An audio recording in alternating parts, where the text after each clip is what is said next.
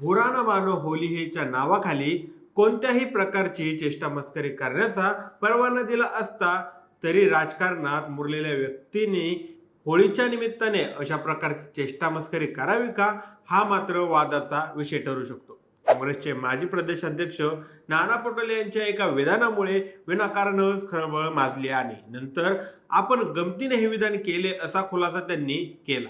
त्यांच्या या विधानावर ज्या विविध प्रतिक्रिया व्यक्त झाल्या त्या पाहता राजकारणात अशा प्रकारे केलेली गंमत कशी विचित्र ठरू शकते हे सिद्ध झालं. आता नाना पटोले यांनी नेमकं काय वक्तव्य केलं होतं आणि त्याचा राज्यभर काय गोंधळ उडाला आहे, सगळं काही समजून घेऊया आजच्या या व्हिडिओमधून. नमस्कार, मी सनी आणि तुम्ही पाहताय दैनिक राज्य लोकतंत्र. सध्याच्या महायुतीच्या सरकारमध्ये उपमुख्यमंत्री पदावर असलेले शिवसेनेचे एकनाथ शिंदे आणि राष्ट्रवादी काँग्रेसचे अजित पवार यांनी आमच्या सोबत यावे, आम्ही त्यांना आळीपाळीने मुख्यमंत्री करू, अशा प्रकारची ऑफर नाना पटोले यांनी दिली होती. सध्या महाविकास आघाडीमध्ये किंवा काँग्रेस पक्षामध्ये कोणत्याही महत्वाच्या पदावर नसलेल्या नाना पटोले यांना अशा प्रकारची ऑफर देण्याचा अधिकार आहे की नाही, हा जरा वेगळा विषय असला तरी त्यांनी दिलेल्या या ऑफर नंतर ठाकरे शिवसेनेचे प्रवक्ते संजय राऊत यांनी तातडीने प्रतिक्रिया देऊन नाना पटोले यांनी हे ऑफर जाहीर करून घाई केलं असं म्हणलं आहे. एवढंच नाही तर खूप पूर्वीच एकनाथ शिंदे काँग्रेस सोबत जाण्यास तयार होते आणि ते त्यांना केंद्रातील काँग्रेसचे ज्येष्ठ नेते अहमद पटेल यांची भेटही घेतली होती, अशा प्रकारचं विधानही केलं.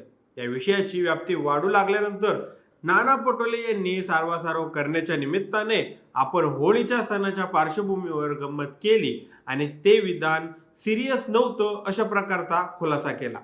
तरी या गमतीच्या निमित्ताने संजय राऊत यांनी जो दावा केला तो तर त्यांना मागे घेता येणार नाही. मुळात शिवसेना फोडून एकनाथ शिंदे भाजपाबरोबर जाऊन मुख्यमंत्री झाले होते.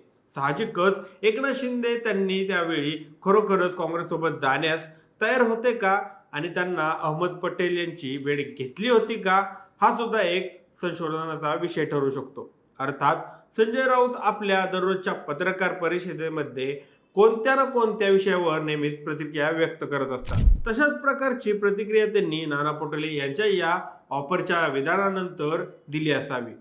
काळाच्या ओघात त्या प्रतिक्रियाही मागे पडतात. नाना पटोले यांनी केलेल्या या विधानाची दखल काँग्रेसच्या नेत्यांनीही घेतली आणि अनेकांना ही गंमत आवडलेली नाही, हे त्यांच्या देहबोलीवरून सिद्ध झालं आहे. मुळात नाना पटोले प्रदेश अध्यक्ष पदावर असताना त्यांनी या प्रकारचं विधान केलं असतं तर त्याला काही अर्थ प्राप्त झाला असता, पण इतर कोणत्याही नेत्यांना विश्वासात न घेता त्यांनी अशा प्रकारचं विधान केल्यामुळे महाराष्ट्र काँग्रेसच्या नेत्यांमध्ये नाराजी निर्माण झाली आहे असं म्हणलं जात आहे. आता महत्वाची गोष्ट म्हणजे जरी ही ऑफर गंभीर होती असं मानलं तरी महाविकास आघाडीचे इतर घटक पक्ष असलेल्या राष्ट्रवादी काँग्रेस आणि शिवसेना यांच्याकडून एकनाथ शिंदे आणि अजित पवार यांचे स्वागत झाले असते का, हे कसं गृहीत धरता येईल. तरीही संजय राऊत यांनी आपल्या नेहमीच्या शैलीमध्ये या ऑफरवर प्रतिक्रिया व्यक्त करून जी मुळात गंमत होती ती गंमत अधिकच ताणण्याचा प्रयत्न केला. अनेक वेळा आपल्या राजकीय नीतीचा भाग म्हणून राजकीय पक्ष आणि त्यांचे नेते संभ्रमाचे वातावरण निर्माण करत असतात. या निमित्ताने जी चर्चा निर्माण होते त्यामुळे काही काळ खळबळ माजते आणि संशयाचं वातावरण वाढू लागतं. त्याचाच एक भाग म्हणून या सर्व राजकारण्यांच्या गमतीकडे पाहावं लागणार आहे. एकनाथ शिंदे यांनी या गमतीवर प्रतिक्रिया व्यक्त करताना काँग्रेस सोबत जाण्याचा प्रश्नच नाही असं म्हटलं आहे. अजित पवार यांनी मात्र याबाबत काही भूमिका घेतलेली नाही, कारण या प्रकारच्या गमतीकडे दुर्लक्ष करण्याचंच त्यांनी आजपर्यंत धोरण स्वीकारलं आहे. पण अजित पवार यांनी देखील 17 मार्च रोजी अर्थसंकल्पीय अधिवेशनात एक वक्तव्य केलं आहे. ते म्हणाले, अरे तुमच्याकडं 15-20 टाळकी आणि मला म्हणता इकडे या मुख्यमंत्री करतो. त्यामुळे विधानसभेत हास्यकल्लोळ देखील उडाला होता. पण अजित पवारांनी हे विधान नाना पटोले यांनाच ऐकवलं आहे का, असा देखील प्रश्न निर्माण होतो. एकीकडे राजकारणातील ही गंमत सुरू असतानाच दुसरीकडे शरद पवारांच्या नेतृत्वाखाली राष्ट्रवादी काँग्रेस पक्षाचे नेते जयंत पाटील यांनी सुद्धा अशाच प्रकारची गंमत सुरू केलेली दिसते. माझे आता मन लागत नाही, मला फारसं महत्व नाही, अशा आशयाचे विधान त्यांनी पक्षाच्या व्यासपीठावरूनच केलं आहे. एकीकडे जयंत पाटील लवकरच शरद पवारांचे साथ सोडून अन्य कोणत्याही पक्षामध्ये जातील अशा प्रकारची चर्चा सुरू असल्याच्या पार्श्वभूमीवर जयंत पाटील यांचे हे विधानही सूचक मानावं लागणार आहे. अर्थात अजून तरी जयंत पाटील यांनी आपली गमतीने ते विधान केलं आहे असं म्हटलेलं नाही आणि जयंत पाटील यांची नाराजी सुद्धा लपून राहिलेली नाही.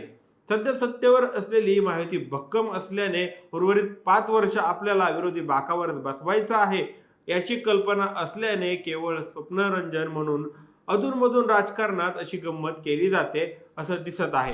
त्यामुळेच आता ही खरं गंमतच होती की गंमत खरी ठरते हे पाहणं उत्सुकतेचं ठरणार आहे. बाकी व्हिडिओबद्दल तुमची काय मते आहेत आम्हाला कमेंट करून नक्की कळवा आणि जर राज्य लोकतंत्र चॅनलवर नवीन असाल तर चॅनलला नक्की सबस्क्राईब करा. धन्यवाद.